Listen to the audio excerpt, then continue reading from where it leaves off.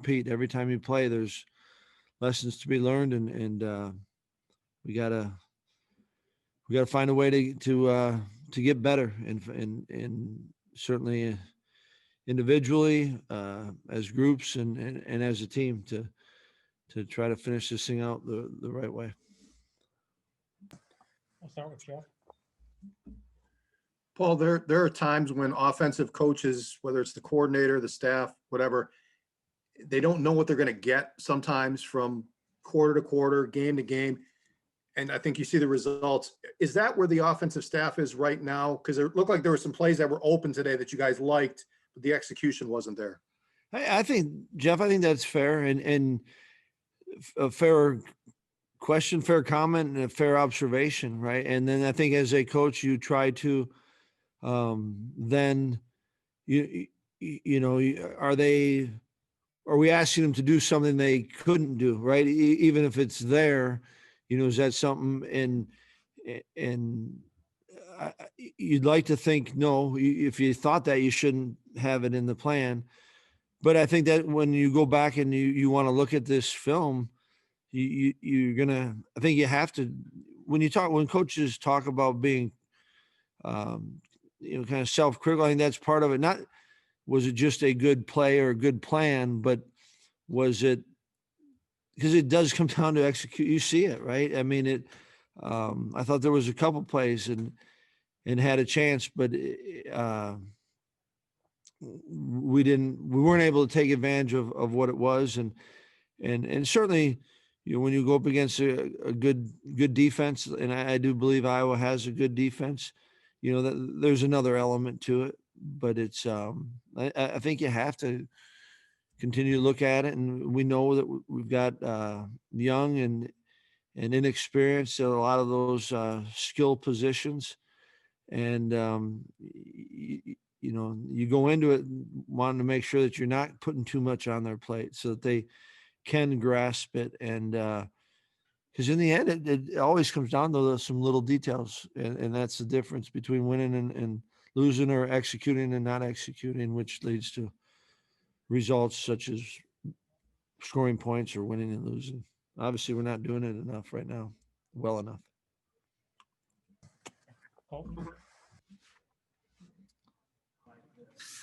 Paul, we saw you guys mentioned going into the game that this defensive line was going to be the best one that you played this year. How do you think the offensive line handled that challenge with the tough running attack today? Yeah, you know, it was, you know, it takes everyone. I mean, I know there's a couple times the safety was down, you know, had a decent, the line, I guess, to answer the question, it can't always fall just on the line, you know, that you did or didn't run the ball well. You know, I know that I think there was times when there was enough time to throw the ball, and you know, I know we got beat quick on one that looked like we had a possible throw down the field, and it is a good front, and yet I think we've got a good line too, and that was going to be a neat battle within the game itself.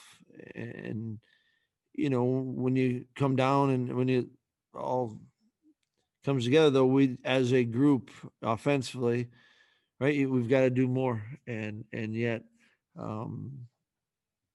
you know, it's hard to say that the lines, they got to do their part, and I think many times they did. Jim. Paul, whether it was at halftime when it was 6-0 or at any other point, did you consider putting Jack in just to change things up or provide some sort of spark at all? Yeah, knew going into the game that wasn't going to be an option for us. So then no. We'll go over to Josh. Paul, when did you guys know that Jalen wasn't going to be available today, and how did that maybe affect how you were able to game plan? Yeah, I think we knew Friday morning. So your game plan was in, and then, you know, I don't know that you would have had a different game plan necessarily with or without Jalen, right? Well, I mean, obviously the plan was with him, but it wasn't like all of a sudden you had to scrap the plan because Jalen wasn't available. But obviously, he's a talented young back that I think was continuing to grow, and you would have liked to have had him. Go over to Steve. I just want to make sure with Jack, I take it was a physical thing that kept him from being available today. And also, at this point, are y'all still interested in playing next week, assuming everything's okay with other teams, that there is a game scheduled next week? Would you like to play it? Yeah, I thought, throughout all of this, and we got guys that want to and enjoy and appreciate being able to play football, and so whenever we get an opportunity to play, one, you're grateful for it, especially the way this season is, and therefore we're hopeful of it. We've got time for two more. We'll go over to Jeff. Yeah, Paul, I know everybody's got to do their part on offense to make a play work, but Right. did it seem to you that Graham was not seeing things as clearly?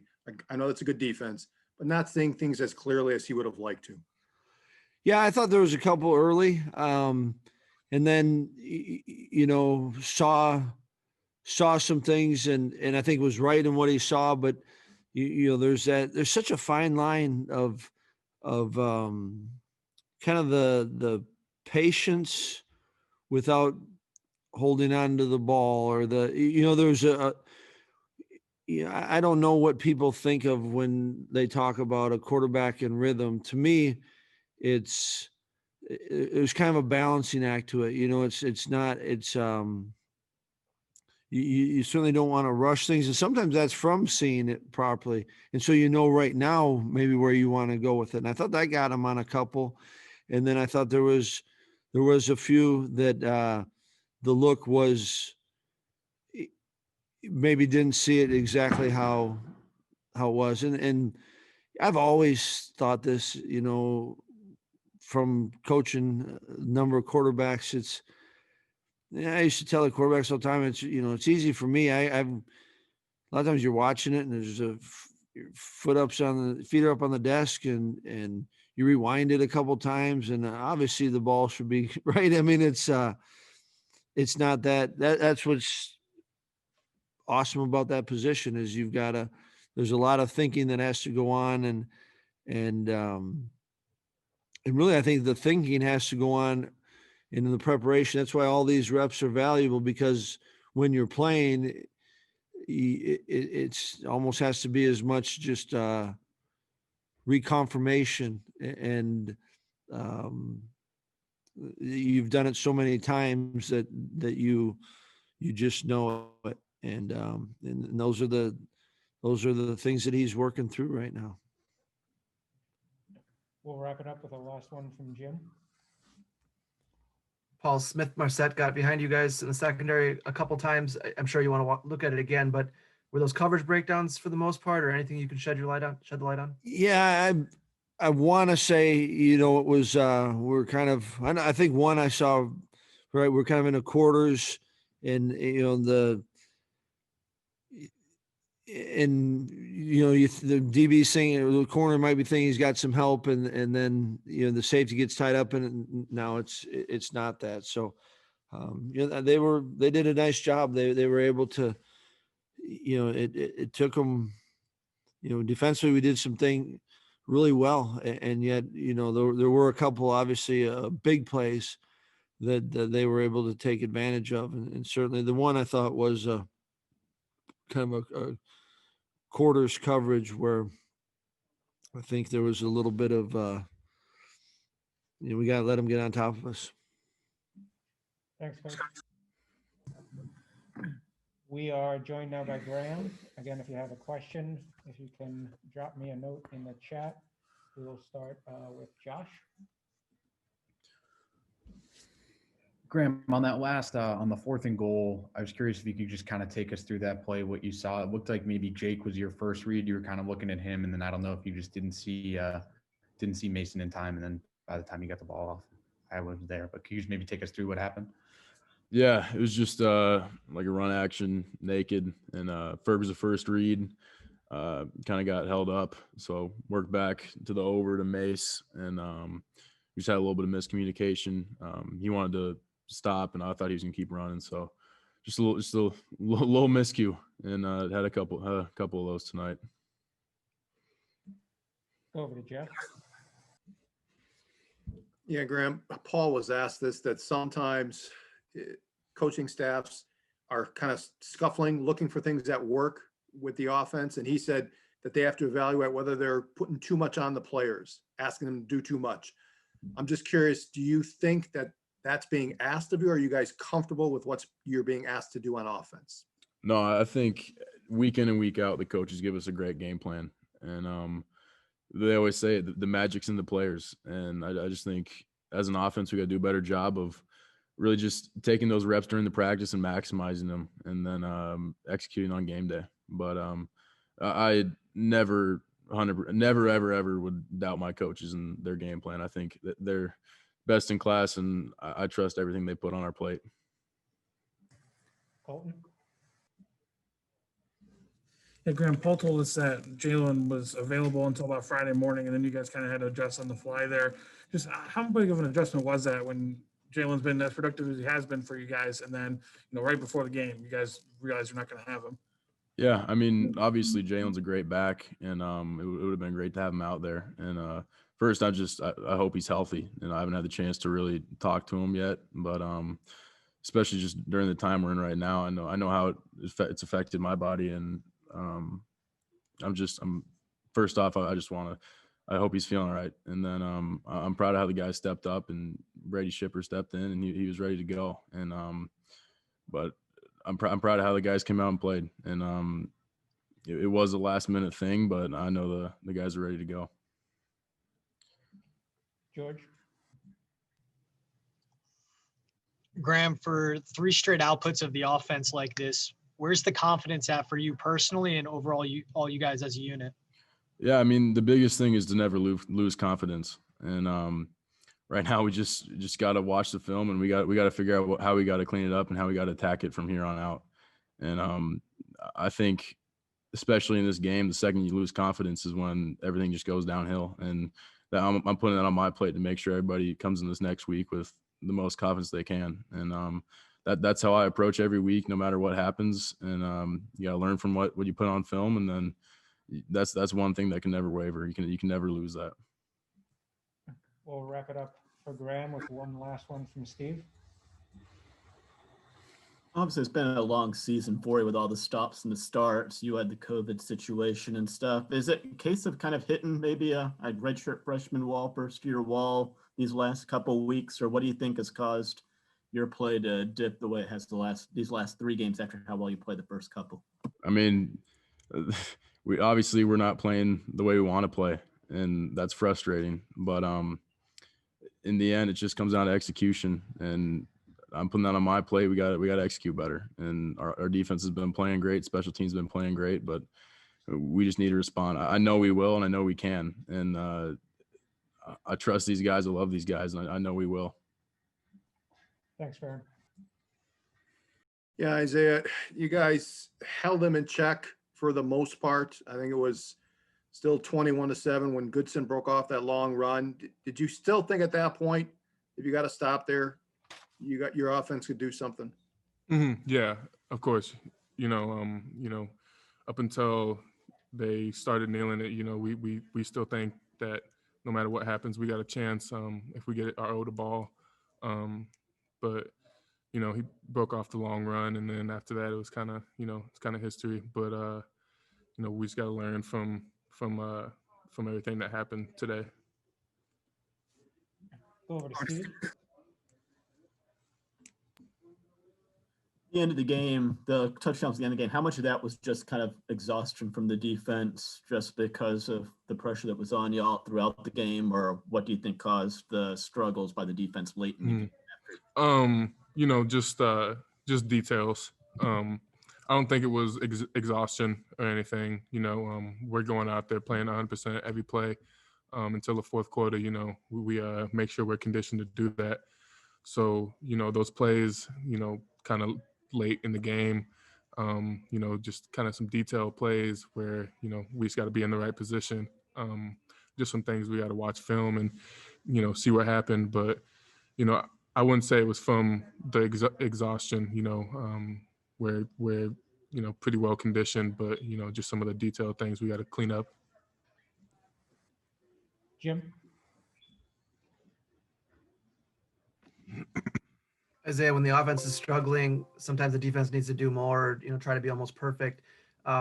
Is the one takeaway that you can't, you probably like to force more turnovers and help out that offense as much as you can? Is that the one regret, I guess you'd say? Yeah, when we go out there, we're always trying to, force a turnover, get a stop. But, sometimes a turnover is a little more needed at a certain time in the game. So there are certain times where we'll try to punch the ball out a little more. But, we're always trying to get those turnovers. Go over to Ben. Isaiah, the last 2 weeks, the defense has given up a long touchdown drive right away to start the second half. What do you kind of attribute that to, coming out of the locker room and just not having that same type of intensity that you guys maybe had in the first half? I'd say it could be a lack of intensity, lack of details coming out at the half. But, we just got to make sure coming out in the second half from now on, we come out with the same fire that we had when the game started. Got time for two more for Isaiah. We'll go over to Colton. Isaiah, a guy that's in the first year in your program, and Ivanovich doing some good things for you from the punter position. How much does that do for the defense where, the offense doesn't get the job done on their end, but it sets you guys up in a good position like that? It's huge when you can get a good punt, and he's been doing a heck of a job. I applaud him for that. Like he's came in and he's killed it. So kind of setting us up in a good position so we can flip the field for our offense. Always helps, and he's been doing great at that. Wrap it up with one last one from George. Isaiah, not just for the defense, but what do you say to the team at this point? Because like you guys on your side of the ball have played perfect. For the offense, it's been struggles and haven't really found the answer. How do you get your guys to rally for the last championship week and then obviously a bowl game? We just got to keep working as a team. This game's fun to play. The weeks are fun. Being around the guys. So, I'd say just, we just got to focus on the details and just make sure, we're having fun with it every day. And come game time, we just got to play as hard as we can. Thanks, Isaiah.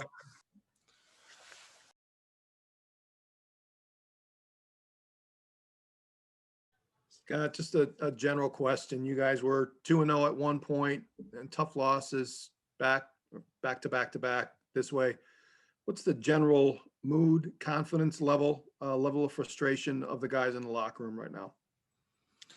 I think anytime as a competitor, anytime somebody loses, you get frustrated. So obviously, like, I think we're frustrated with just the result of everything, but kind of just trying to stay positive, trying to continue to go out there and just put your best foot forward, trying to make plays. I think is the main thing. If you can make plays and give yourself a chance to win, I think that's the biggest thing. So trying to focus on your job, focus on executing your job and trusting the scheme for us, trusting the scheme and trying to make plays. Jim? Scott, you guys have been solid defensively all season, and especially in the first half today. Iowa got some big plays in the second half. How disappointing was that to see, to let them kind of get control of the game with that? Yeah, it's tough. It's frustrating. I think it was a lot of little things that happened. There wasn't many big busts or anything like that, but just technique wise. So trying to learn from that, improve from that, and not let it happen again, because I think we've done a good job limiting big plays this season. And anytime they're able to have those big explosive plays, it's frustrating. So trust the technique that coaches teach you and executing it. I think we can't get in games and start doing our own stuff. Just kind of work on what coach tells us and trust. I mean, he knows a lot. We trust him with a lot of experience, or with the experiences he's had. He teaches us a lot, and we just got to execute it. Josh? Scott, what's this year kind of been like with the way it seems like things have maybe kind of compounded after a while? Like you guys had another kind of late scratch again this week. What's it like to kind of keep having, I guess, the unexpected happen seemingly every week before you guys play or before you guys don't play, and kind of the stop and start nature of that and not knowing who's going to be out there? Next man up. I think just really just going out there and saying, like, I don't care who's playing. I don't care. As long as we got a game, we got to perform. Nobody, like, we can't just make excuses like, oh, he's out. Because that's football. That's situations where we're going to be in, like, shoot, guy goes down with the injury, guy goes down, something like that. Somebody's got to step up. People got to help carry that weight and distribute it across the whole team in general. So I think it's just kind of rolling with the punches. You can't really get used to anything because of that, like you said. But as much as we can, trying to just make plays and step up when called upon. We've got time for one more for Scott. We'll go over to Colton. Scott, until that last run by them, the 80-yarder, you guys did really well stopping the run. And you and Colin, the other safety, seem to be down by the line a lot. Was that part of the game plan to kind of throw yourselves in there, helping out the run game?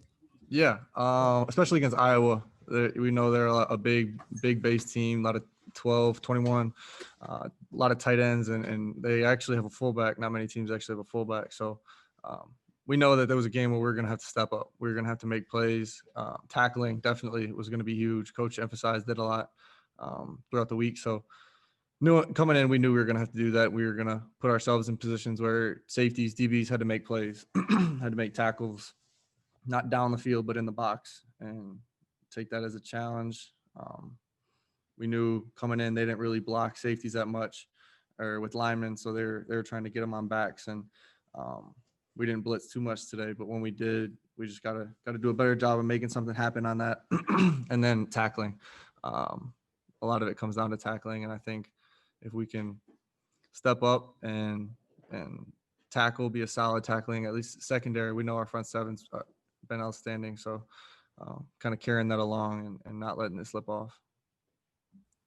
Thanks, Scott. Mm-hmm. Yeah, Jack, I think similar to the Indiana game, you guys were able to move the ball in the scoring position a couple times, but not finish. I'm just curious. I know it's early, you haven't looked at the tape, but what do you think some of the reasons were, the inability to finish some scoring opportunities? Yeah, I definitely agree with that. I would say, Indiana and Northwestern, similar to those games in the fact that I felt like there were times we actually were moving the ball pretty well. For most of all those games, most of the night, the defense did a great job of putting us in good positions. We had the ball on their side of the 50 a couple times. Special teams made some big plays. But I think when it comes down to trying to finish those drives, it just comes down to execution. And, for the most part, I think there's a lot of guys who are executing really well and at a high level, but, just the ability to have 11 guys on the same page, on the same, same play, and to do it consistently for an entire drive. That's how you finish drives. That's winning football. And, it's no secret that, we got to get the ball in the end zone. And I think it just comes down to that execution part where if we can be a little bit more cleaner, eliminate some of the mistakes that we've been making, whether it's, turnovers or penalties, things like that. I think, we've got the pieces to finish those drives and to be a good offense. But, ultimately, I think it's just, it's a part of the learning curve. It's kind of a crazy year. You got a lot of different guys out there rotating through every week. Guys stepping up, doing a good job. Really proud of the way a lot of the younger receivers played tonight. So, I think it's just execution. It's just getting all the guys on the same page and, buckling down, when drives get long and, coming together and finishing those. Go to Josh. Jack, on that fourth down play where you were targeted and the ball went a little bit behind you, were you caught up at all when you guys were kind of crossing? Like, did you get thrown off from where you thought you were supposed to be, or did the ball just kind of end up kind of a little bit behind you?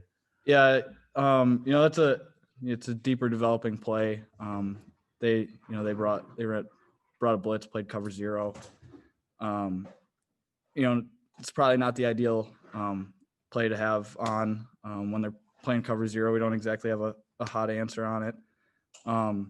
So yeah, I was a little bit caught off guard with how quick the ball came out. Ultimately, the look was there. We could have had an opportunity on it. But it's just one of those plays that, like we've had tonight, like we've had the last couple weeks where, we're just a little bit off. And if we just get the execution piece there, it could be a big opportunity. Colton. Jack, you mentioned the young guys that are stepping up for you. Devin Chandler gets his first catch in a college game. I know he'd gotten in the field with the kick returns, but just what's he done in practice or behind the scenes that you think he's earned this opportunity now? Yeah, Devin's interesting because he's, a great athlete. I tell the young guys all the time, they've got, a lot more ability than I've ever had or ever will have. And, how good they want to be, it's all up to them. And, I was really impressed by Devin, coming in tonight and taking advantage of his opportunities. For a young guy like that, true freshman, any playing time that he can get is huge for, his growth and his development. It'll pay dividends in the long run. I think, he's going to be a really good player. I'm impressed every day by Chim and his approach and, the way he plays every week, the way he attacks practice and attacks, off-season training, things like that. I think he's got the mindset to be, a really good receiver here for a lot of years. So, even AJ, he's starting to pick some things up, starting to put some things together.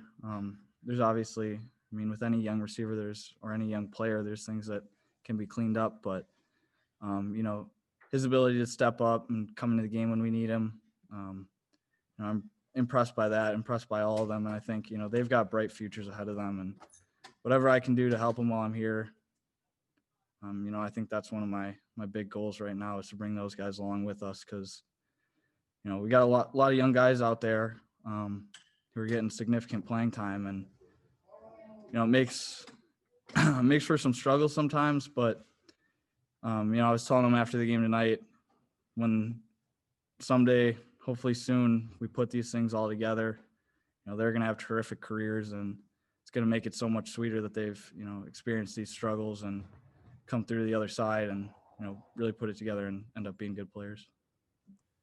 That's all the time we have for Jack. Thanks, Jack. Thanks, Jack.